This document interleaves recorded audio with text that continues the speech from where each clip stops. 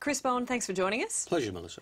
Will you bring in legislation or amendments this week to excise the mainland from Australia's migration zone? Well, what I'll be doing is bringing in legislation tomorrow which makes it clear that if you reach the mainland by boat, you don't receive an advantage over those people who only make it to Christmas Island or Ashmore Reef. And it would be particularly a perverse incentive to say to people, look, we're trying to save lives here. If you make it to Christmas Island or Ashmore or another excise island, you'll be transferred overseas. But if you stay on the boat another couple of days and you make the mainland, then you'll be okay. You won't be processed in a different country. That's a particularly perverse incentive. So we've adopted the recommendation of the Houston panel to change that law. But if the ultimate aim of this is to try and save lives, to prevent people from going that extra part of the journey, couldn't you go the other way and allow people who arrive on islands to have the same rights to judicial review and to be processed locally? Wouldn't that ultimately have a safer outcome in terms of preventing people from, say, trying to go to New Zealand, like we saw a boat try to do, the Chinese boat that came? Well, absolutely not, because then you would be encouraging boat arrivals to Australia full stop. These are difficult decisions for everybody, but we do need to have in place a properly integrated system which says to people there's a safer way of getting to Australia. We've increased the refugee intake to 20,000.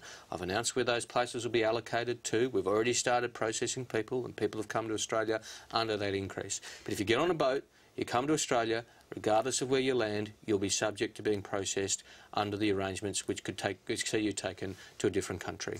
What's your legal advice on this? Because the Greens are maintaining that this would breach Australia's obligations under international conventions. They're wrong. They're wrong. Our legal advice is very clear that this is in keeping with our obligations, particularly under the Refugee Convention. Even though it discriminates between the difference between people arriving by plane as opposed to by boat? Well, clearly we already have a system of differential processing. People who arrive by boat without a visa, as opposed to those who arrive by plane and claim asylum, who almost always have a visa. We do have different arrangements in place because people arriving by boat are risking their lives. And yes, we have obviously got legal advice from the relevant legal advisors, and it's very clear that we are entirely in keeping with our obligations under the Refugee Convention. Are all your colleagues comfortable with this move? Because the Labor Party campaigned against this very heavily when John Howard moved to excise the islands from the migration zone, and we know that some Labor MPs were very reluctant in accepting Houston's recommendations. Are they all backing you on this? Well, look, obviously there are always strong views all across Parliament about these sorts of things. I've come to learn over the last 2 years that immigration decisions, particularly around asylum, can be controversial. But the government and the caucus are fully supportive of the efforts to save people's lives, to get a fairer and more orderly process. But I understand issues were raised in caucus. Well, of course there's a caucus discussion, but I've got to say I've been involved in some pretty robust caucus discussions over the years, and this wouldn't count as one of those. Now, we have asylum seekers being processed in Nauru. That's up and running. The Nauru government says they're going to charge $1,000 per month per asylum seeker, potentially for years, given that there's a no advantage test here. Have you written the Nauru government a blank cheque? No, not at all. In fact, blank cheque was the term used by Peter Reith when he was in charge of negotiating with Nauru, and he was the one who said, oh, John Howard gave me a blank cheque, it didn't matter what it cost, just get it done. That's where the blank cheque comes in. I've not written a blank cheque. We've always said that we would make sure that Nauru wasn't out of pocket. Of course, we're having an impact on Nauru. Nauru is a small country, a small population.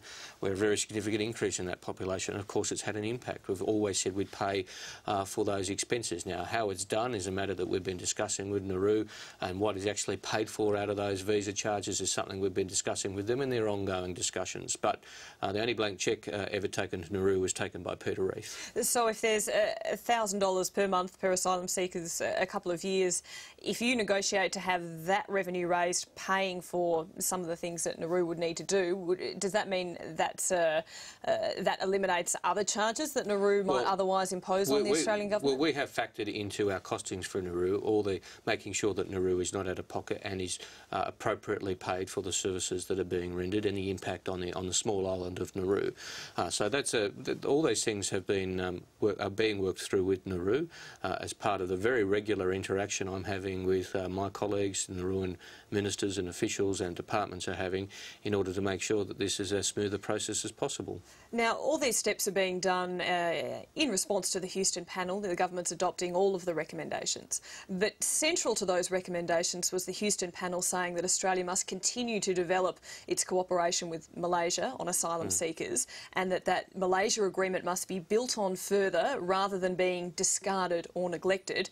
So what negotiations are currently taking place with Malaysia? Well, you're right, and thanks for pointing that out, because this is the key difference here. We've always said that, look, Nauru and Manus Island and things like that can be part of a solution, but unless you can actually send the very clear message that if you come to Australia by boat, you run the risk of being sent to Malaysia, for example, and not resettled in Australia, that is what will have the maximum impact. So what meetings are going on? So we've been interacting with the Malaysian government, but I'd make this point.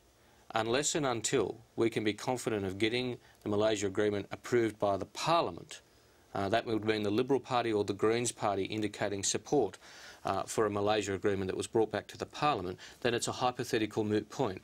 We could do all the discussions... So it's on hold until... We could do all the discussions with Malaysia that we wanted, and the Malaysians have been steadfast friends of Australia in this, and they haven't blinked in the light of the trashing of their reputation by the Liberal Party in a quite irresponsible way. But what you're saying now... I want to see some indication. I mean, Tony Abbott has said in the past he would never support the Malaysia agreement under any circumstances. Let's see some indication that they're actually fair dinkum about stopping the boats by actually saying, well, the government's done the right thing here, the government's been very flexible, they've adopted policies like Nauru and Manus Island. By saying that you're not going to move until the coalition moves first, aren't you doing precisely what Houston says, which is is discarding and neglecting that idea because it's all too hard? Nobody believes in the Malaysia agreement more than me or the government.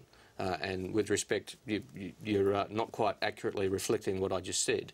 What I am saying is that all the discussions with Malaysia, all the things that we could do to comply with the suggestions of the Houston panel, which said it's a very good agreement and deserves to be built on and is a vital breakthrough, etc. All of that is hypothetical. Well, you've got a leader of the opposition who says he will never ever support an agreement with Malaysia. So negative about it because, as I've said before, I think he knows deep down that that is one thing that will very clearly work to break the people smugglers' business model, and it doesn't suit his political best interest for that to occur. Chris Bowen, thanks very much for joining us.